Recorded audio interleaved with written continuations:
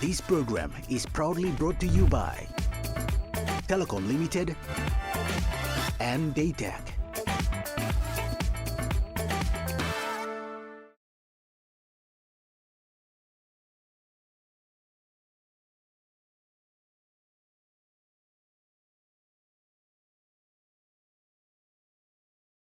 Good night, Papua New Guinea. I'm Malcolm Waira, and welcome to this special one-hour session of Infocus, which is supported by ABCID Media Development Initiative. In this session, we delve into the phenomenon of sorcery accusations-related violence. We try to understand the accusations, cost to human life and livelihoods, the legal and social responses, and positive paths to change.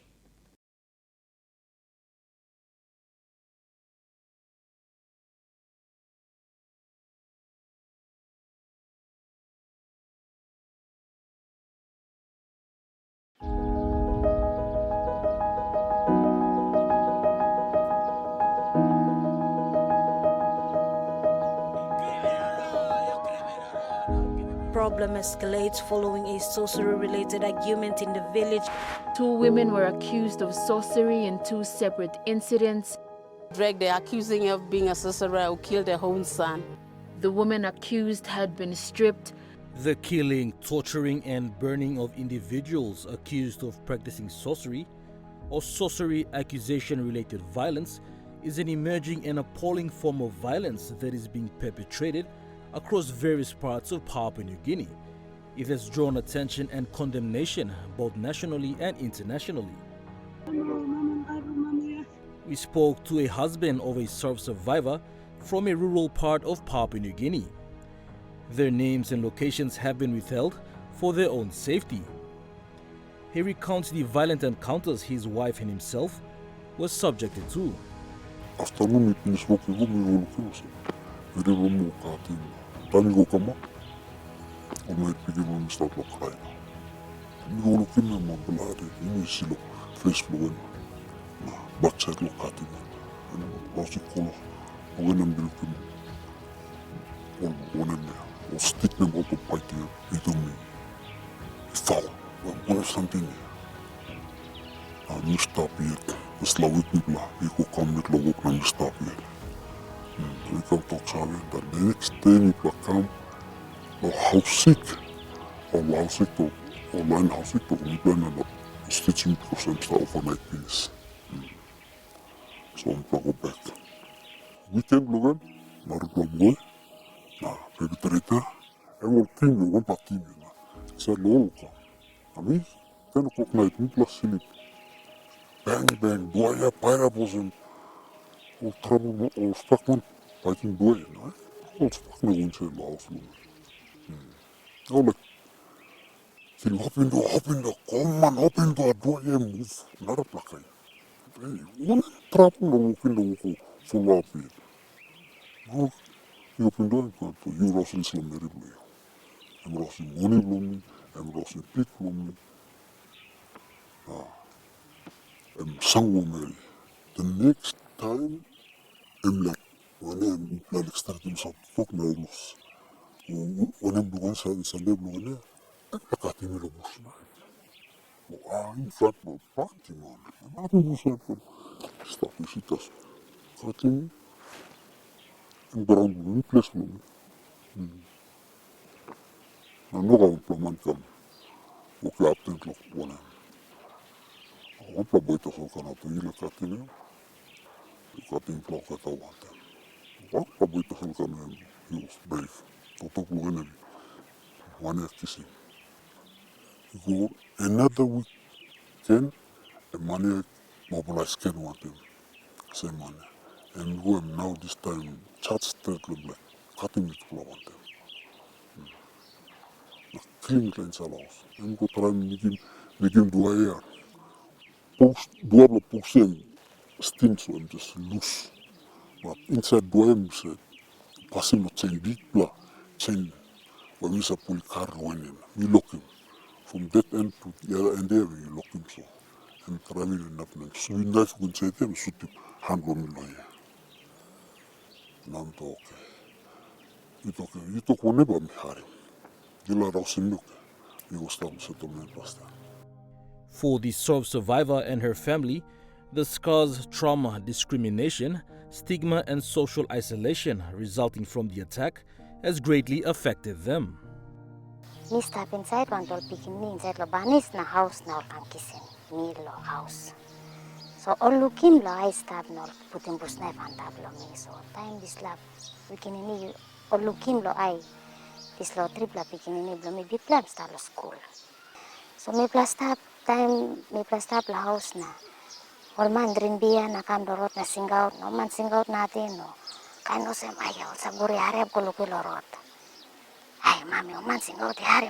O na night time kam all ba dokon na tutak na passing dua chain, putin pa bucket inside la house, piece inside la house. Na yumi la wall side o kata one time mi was lo mi flat na wall side. Em affecting pla gutro. Okay, narapla ma affecting me, em affecting market blomilo, market na sapoti mo pikin ni em affecting mi gutro. Mis around socialize one time community distakain na market na misa sapoti pikin lo school na disla now em no gat. Sem em karamape mi. Time em harim story o sem o meki o selo mi. Em affect school lo em. So em no make school work blend to good. Na em bulusay to kata. Na em go yellow o sem em asiat mi weri me. Em kanatok mami sore mi no make school work lo mi. Mi lost to kata. Na mi tok mem san. No kan worry. Tapos mama beli tru mi dislakain. Em kan affecting school blio. Em kes antine. Na tapos o giaman. You can make in school blio tru la sa passing o looking all ba looking. Time begin sa mi no die mi stop life. No kan worry. Gonna make school blio. Time mi to ose na em go. Passing mo kata santin. So last week mi go si report bleni o topic ni blio university pikinini.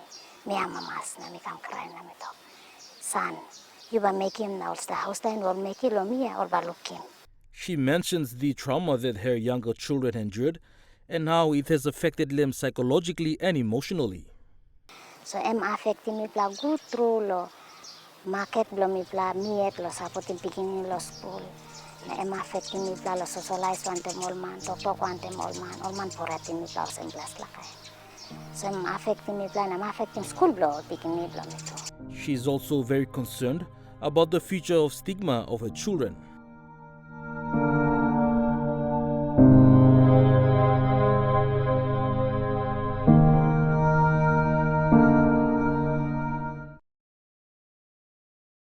Welcome back to Infocus. In this session, we explore the origins of sorcery accusations by looking at the cultural, social, and economic factors that drive them.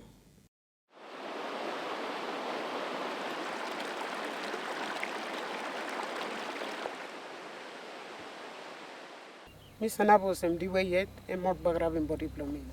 Mi innocent. Mi na sabado sagan something no. Mi not clear. 2015, sorcery killings and accusations drew international condemnation. Lead a very big fire, stripped off all her clothes. Sorcery accusation-related violence largely emerged in parts of Papua New Guinea due to a multiplicity of factors, from cultural, social, and economic. We spoke to a female human rights defender about what she perceives as major contributing factors. Her name and identity, however, cannot be disclosed for her own safety. First me leukemia so one bla widow stop or one bla mama stop na no gat one bla helping blongem no gat pigini blengem o kain sani no sem one bla mo sa taketi mem. Okay, narapla me leukemia sem. Man America plan di kako na good plan name lo community. So all staff osem class bloli anda piglik lo all narapla. Now looking chances of someone heavy come up all accuse him all. Nothing because all lulu lo disla kako all gat na sit down blong all. Okay, narapla mi looking all man in dialo HIV and AIDS. But all kako man na all money man.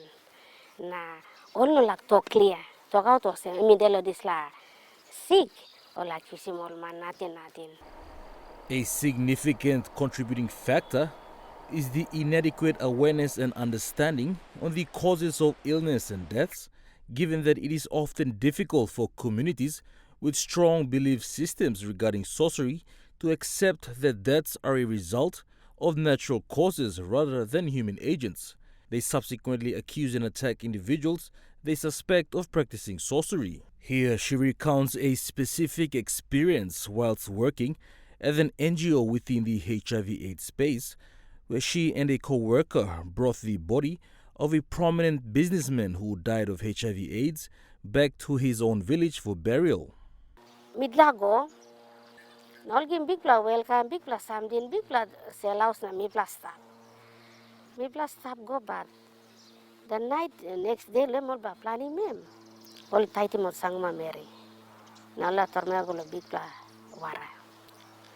Wara now lili pikini ni o single of mami now. One the pikini em cry of net them substrate mami olay Lucy mami blow me em toksem. Na midla arem sta bat all drill tight mo Mary na torna lo wara na. Mi tok young pla Mary mi tok. Ka midla go insel ausel. Big pla ken wester mi tok. You sign up lo mi tok. Ba mi ko li marasine na ba mi tok in this audience inside here. Na holi mi you kalab gun selo wara na you escape da yol no na blocking you na mitok him slat chairman blow this last wani me apena mitok please mila mi am bla tok to yana to na to doctor meri lak tok also now mi rausim this la marasen content na mitok this la man mc ki mix mem go na mix em kam na marasen dem this la na em ba starting lemi no starting every bunge maria but you know sangoma HIV binatan emidal AIDS lo binatan bla HIV mitoksem time inside all get all quiet straight no kat man come forward lo asking mit lo ategi mit la all look tasol stop na always pen all tok below li.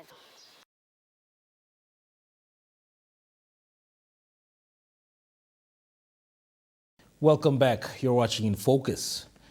In a groundbreaking study, the Melanesian Institute is undertaking a comprehensive research project to explore the dynamics of sorcery accusations-related violence in Papua New Guinea. Every time someone dies of sorcery, the church is totally silent.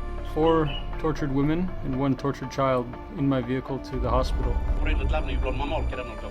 This nonsense must stop.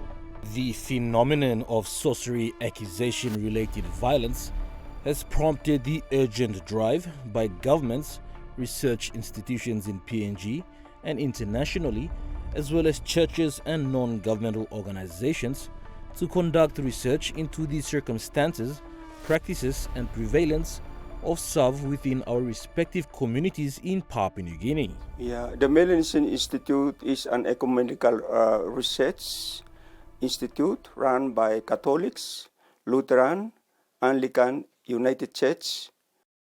The Melanesian Institute's research into SAV specifically looks at the different practices of sorcery in PNG. Because sorcery, it is the umbrella, but there are different practices in different places and how that affect our people's life. And also from that also we would like to know how much of these practices that could be changed with the teaching of Christianity. And that is basically the things that we are doing. And now we are continuing with the research on SARF, but we are more focusing on the health services in Simbu and Enga.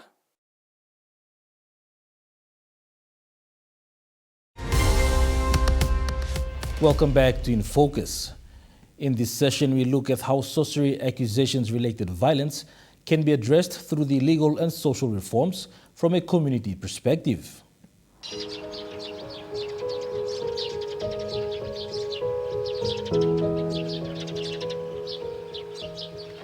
One of the major contributing factors to sorcery accusations-related violence is the lack of appropriate legal avenues at a community level available for survivors or family of the victims to pursue justice. For example, village courts have proven to be ineffective in resolving SARF cases and disputes, as highlighted by a husband of a SARF survivor.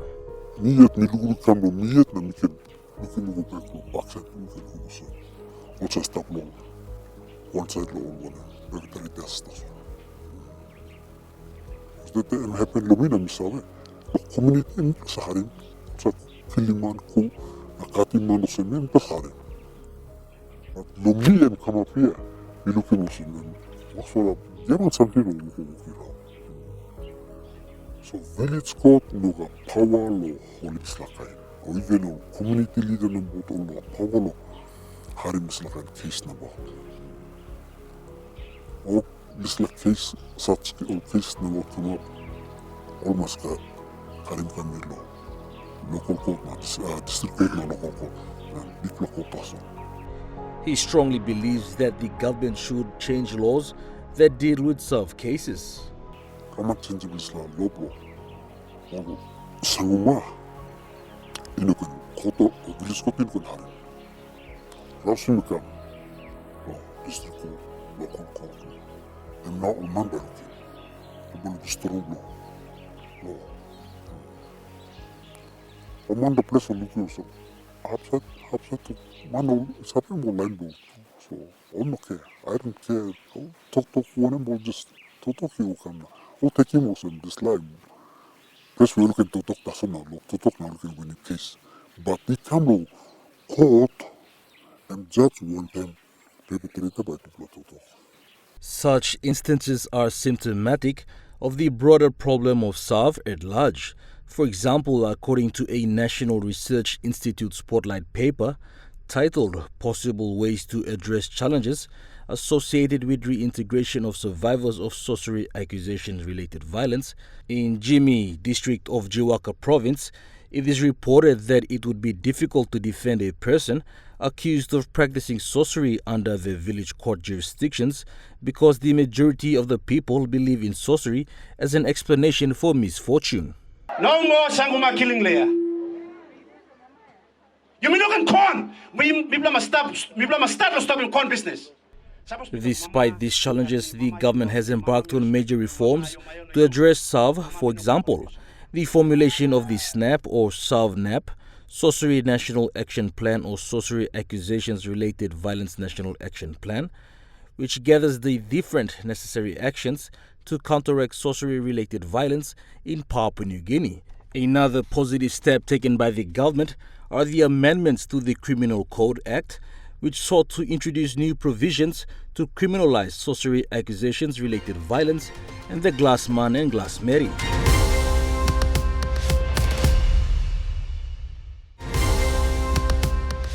Welcome back to Infocus. In this session, we look at some of the efforts made by community-based organizations and community leaders to educate people, reform laws, and change cultural and social attitudes towards accusations of sorcery. Despite the appalling and deplorable prevalence of sorcery accusations-related violence, there has also been a lot of great efforts and initiatives taken by local community leaders to not only counter the prevalence of SARV and provide assistance to SARV survivors, but improve the general law and order situation within local communities in Papua New Guinea. For example, we spoke to a representative from a community development association in the Highlands who assists women who are survivors of SARV or gender-based violence.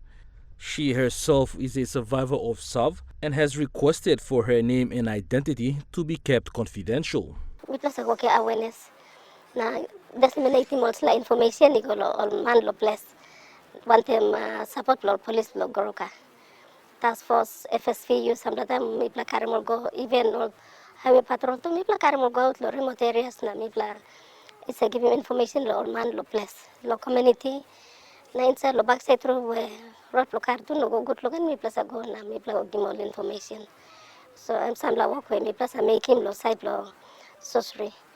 Na plus mi plus working case management no help him all mama try to help him all working code filing blow na try to support him all go through lo code but big plus something also mi plus support him all mama all must protected inside the community na staff. Churches also play a very critical role in addressing sorcery accusations-related violence, as well as maintaining the broader law and order situation within our respective communities. Diocese priest belong to the diocese. Now I'm 14 years plus long work priest long diocese plus me. Na work long Church Eblo tilim sacrament now tim talk bilong God at Islam me play me making Islam wagi kam. Me try found one blog organization, Saint Christopher Life Association, and then me try bring him involve him with Islam marijuana boys lo come inside the Islam group na me mentoring more long life long all and getting more long community work na community building na try long restoring life long all at the same time try long masigat double impact long community life long building community na moyet long respecting leadership na building leadership long community long promoting good place down na narabla satu long law na justice to him me play look long helping by masigat impact.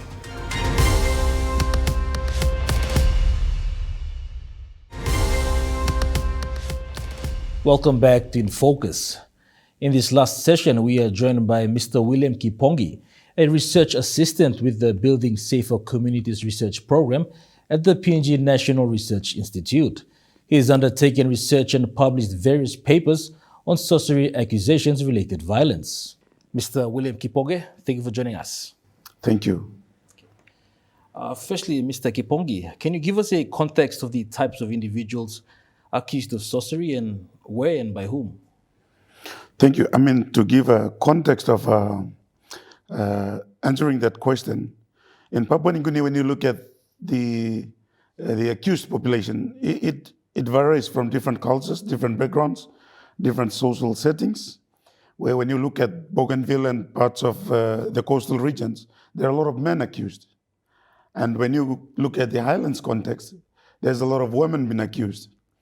And then in between, there's a lot of emerging children who have been accused as primary as well as the secondary victims of sorcery. So there is a possibility that man is accused, women are accused, both elderly and middle-aged people. So there is no exception for anybody being not accused. So, but we cannot actually figure out certain characteristics that really give people the mandate or give people the conviction that these are particular people who are practicing sorcery. But it's the aspect of accusation, it's just people picking up someone and they just started accusing it. So there is possibility of men, women, children being accused of sorcery. Given that there is a certain degree of cultural and traditional element to it, how has this belief system changed over time? In the past, it was the accusation and sorcery belief was more common in the coastal areas. But in some parts of islands, they do have that sort of belief.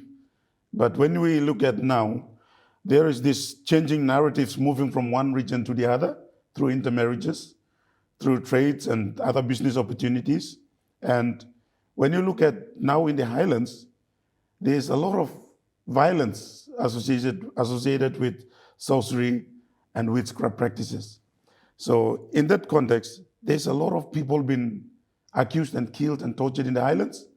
And now slowly you can see that in the coastal people, there's also torture going on.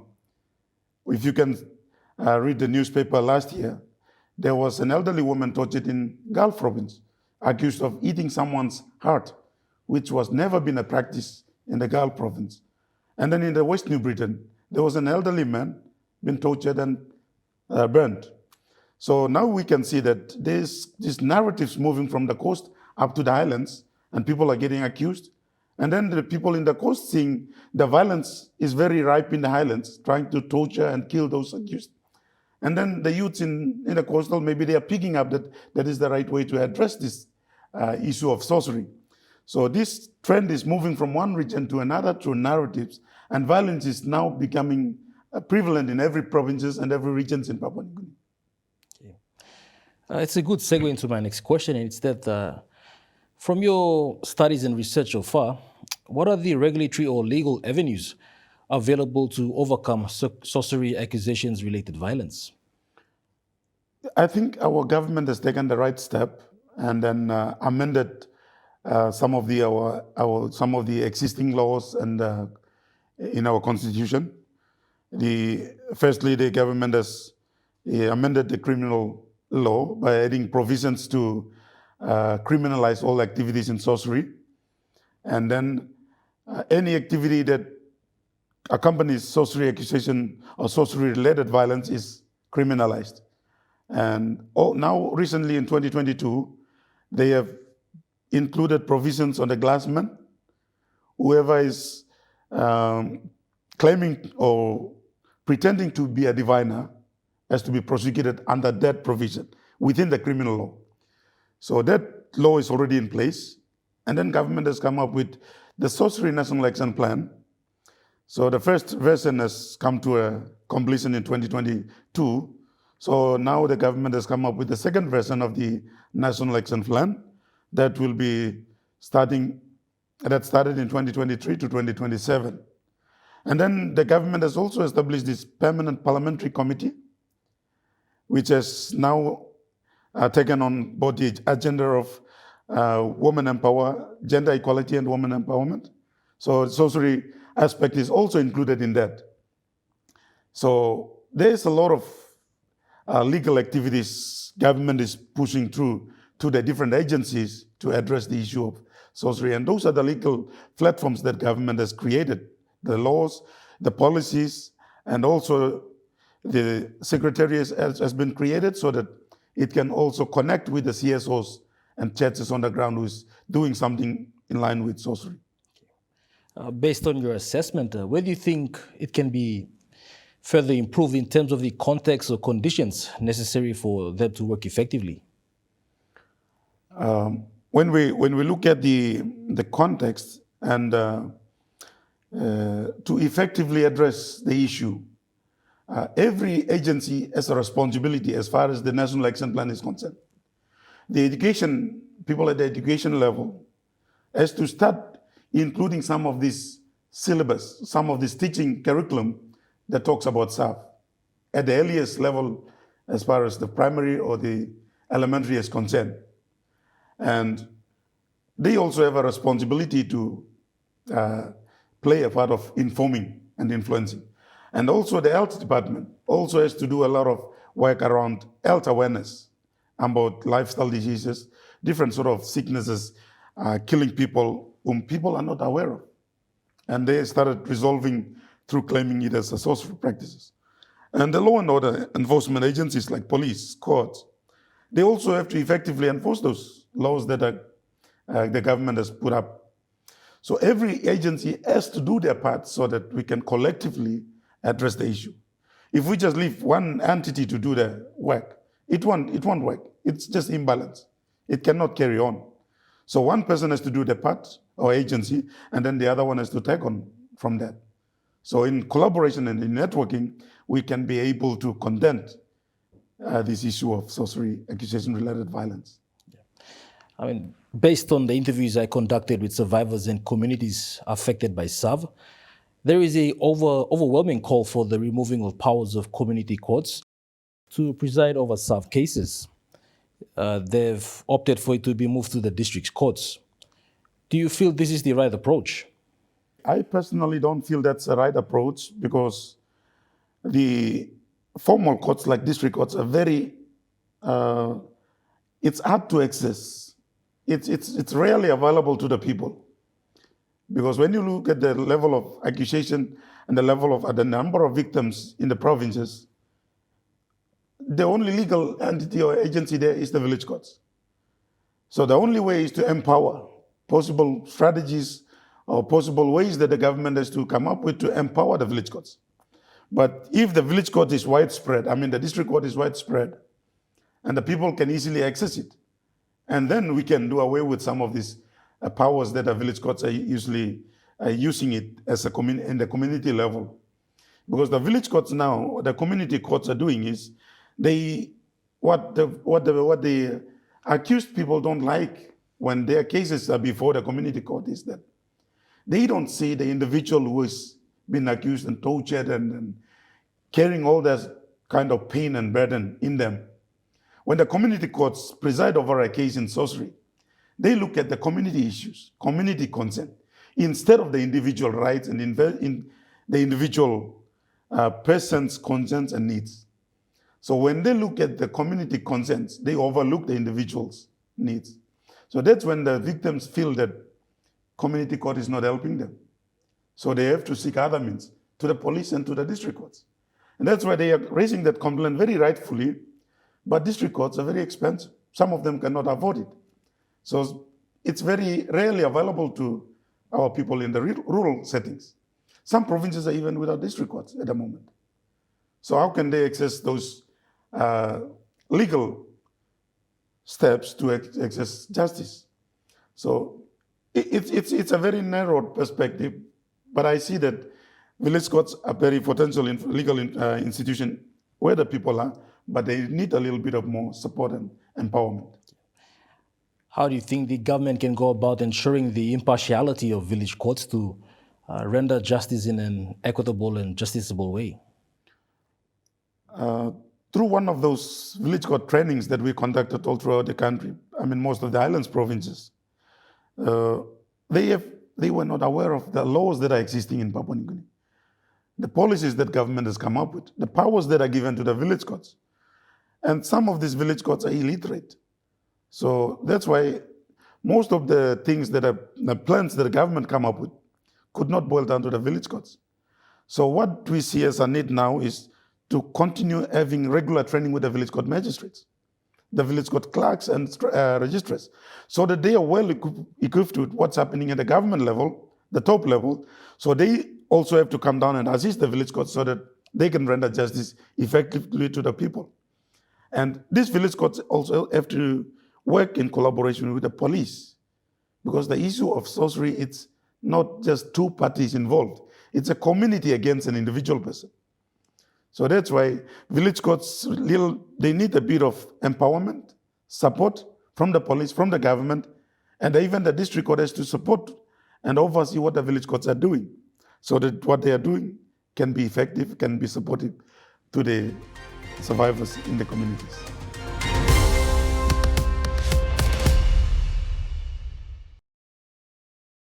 Now, Mr. Kipongi, based on another of your spotlight papers, you published, which was titled Possible Ways to Address Challenges Associated with Reintegration of Survivors of Sorcery Accusations-Related Violence.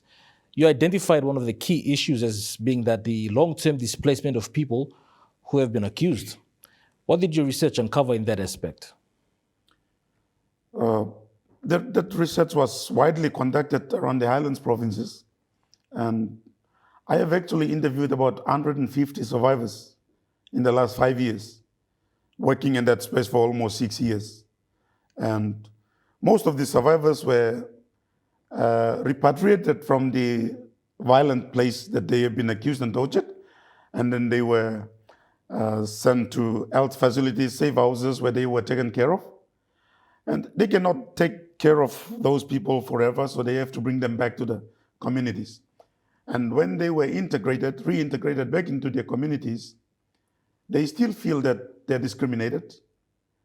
They are reaccused in the condition that when someone else is sick, or when there is an accident, or anything happens, they are the possible person to be reaccused again.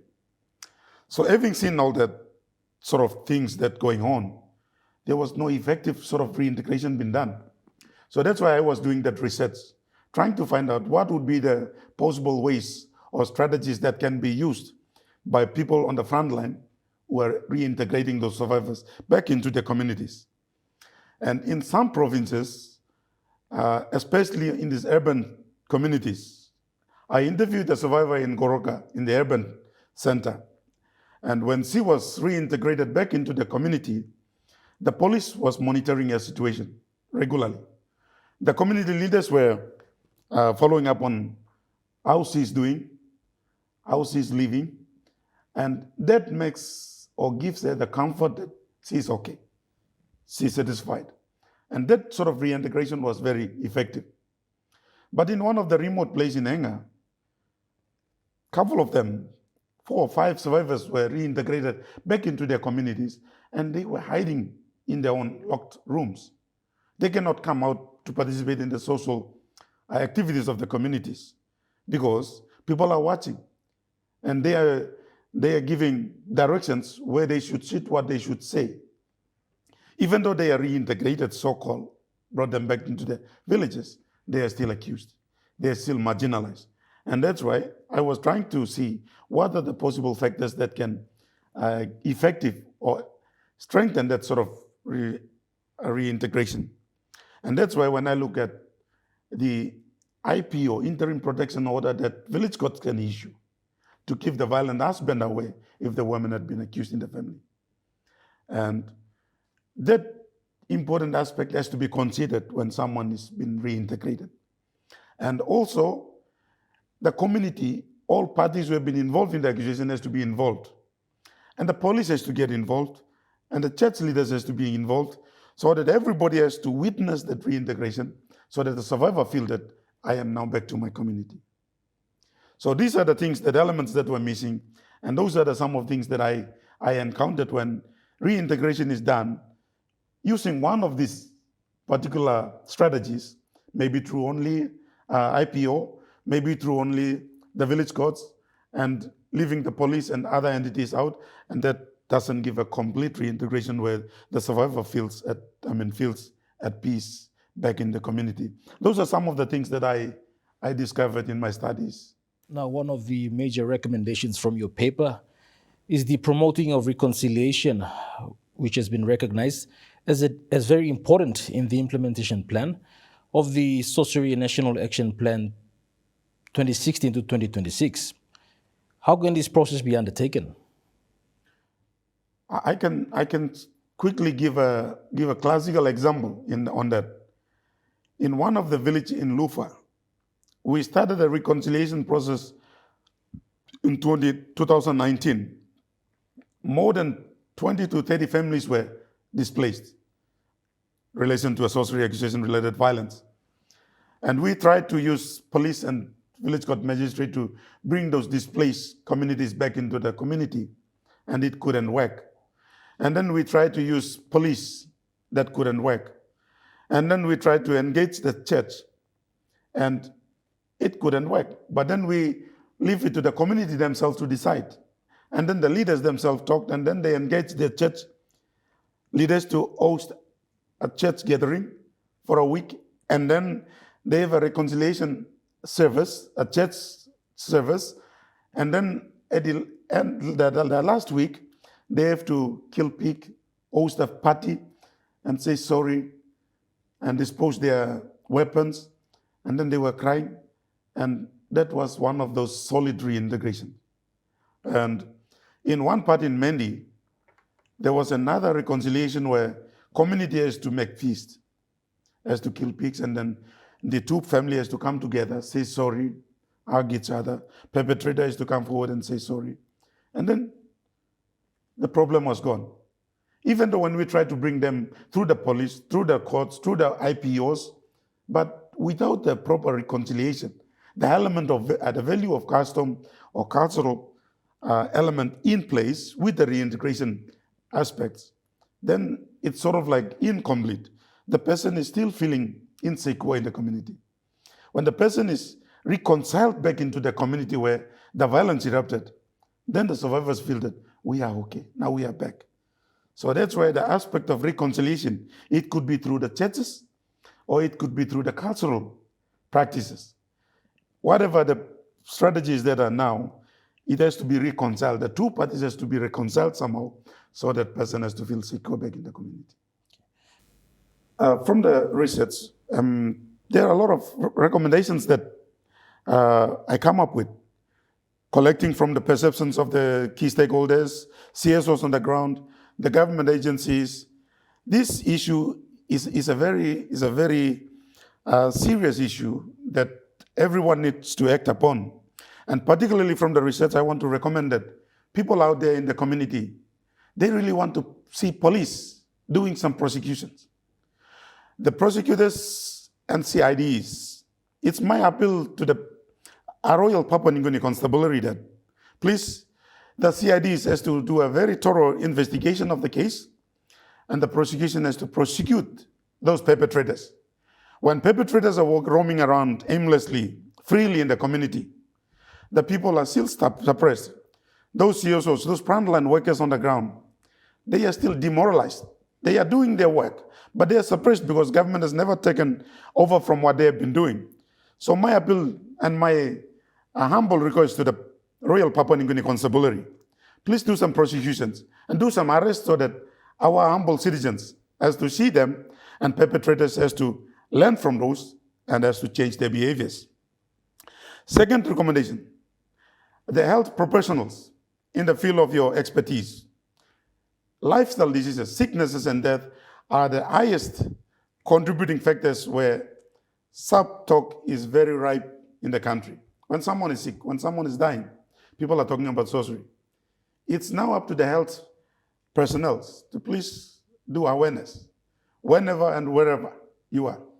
Tell the people that these are the kind of sicknesses are killing people like this and that, so that the level of accusation can be reduced. If you compromise with your profession, with your cultural beliefs, I think you're not in the right place. I can honestly tell you.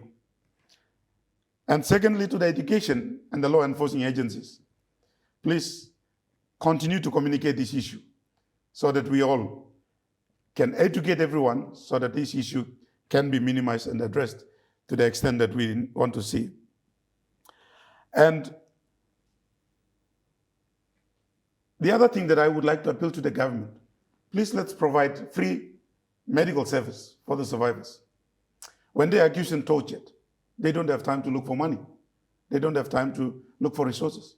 It's a community that accused and tortured this person. Can the government provide a free medical service for those accused of sorcery accusation-related violence? And also, shall we have a free legal desk so that these people can be assisted, so that they can be given justice that they are crying for? And finally, the government is to provide the funding that those CSOs and frontline workers on the ground has to access to those funding so that they can respond to the issue immediately.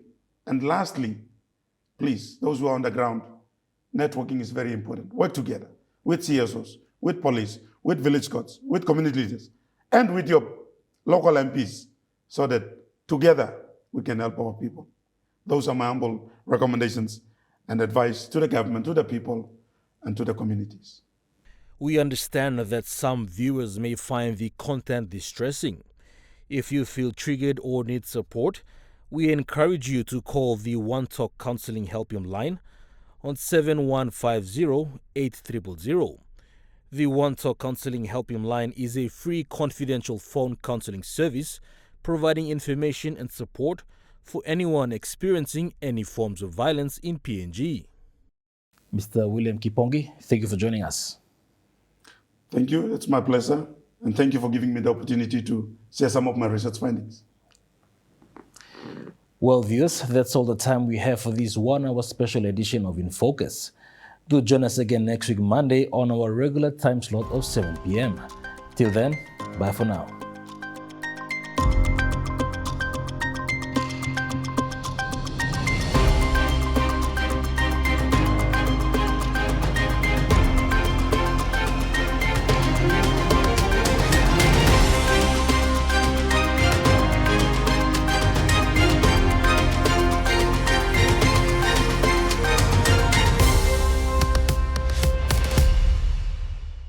This program is supported by the ABC International Development through the Media Development Initiative. This program was proudly brought to you by Telecom Limited and Data.